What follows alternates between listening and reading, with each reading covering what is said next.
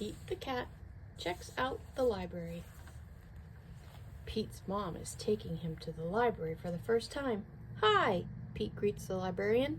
"I'm looking for the perfect bedtime story." The librarian smiles.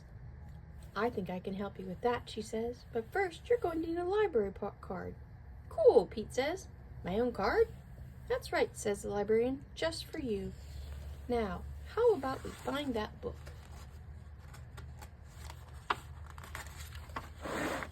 The librarian takes Pete to his favorite room, her favorite room. There are lots of Pete-sized chairs, tables, and shelves. There's a fun art on the walls. And there are more books than Pete has ever seen in one place. "What do I do now?" he asks. "Now you try and find something you like," the librarian says. You can bring home any book from in here. When you're ready, just bring the books to me and I'll check them out." Pete goes over to the shelf and he chooses a book about jets. He reads it and pretends he's a stunt pilot. He flies a super fast jet and does loop-the-loops high in the sky. "Whee!" Pete shouts. Next, Pete picks a book about a wizard and a unicorn on the cover. Pete pretends to be a wizard.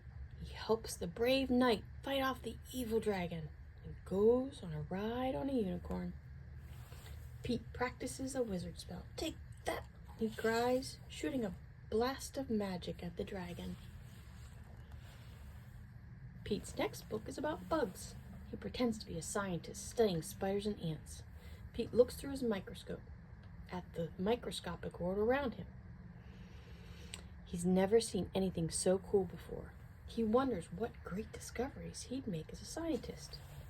Pete picks up a book of monster stories. He imagines himself facing off the big, bad wolf.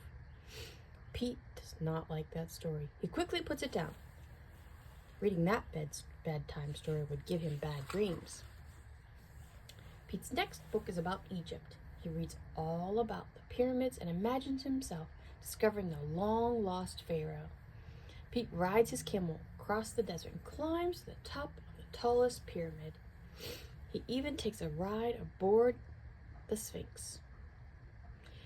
Pete thinks being an explorer might be a great adventure. Except that's not a Sphinx, that's a camel. Pete picks a book with a robot on the cover. He imagines that he is the robot. "Beep, boop, beep," Pete says. He moves his arms and legs like a robot. Then they make a funny whizzing sound around as he glides across the room. Pete begins to dance. This is a robot dance party. Next, Pete reads about superheroes. He imagines flying around the city in a cape, chasing bad guys and saving the day. All of Pete's friends cheer for him. "Thank you," Pete says. "But it's all in a day's work." Super Pete to the rescue. "So," says the librarian, interrupting Pete's fantasy, "did you pick one?" Pete shakes his head. "No," he says. "I'll take them all." Pete's mom smiles. Tonight is going to be one long bedtime. The end.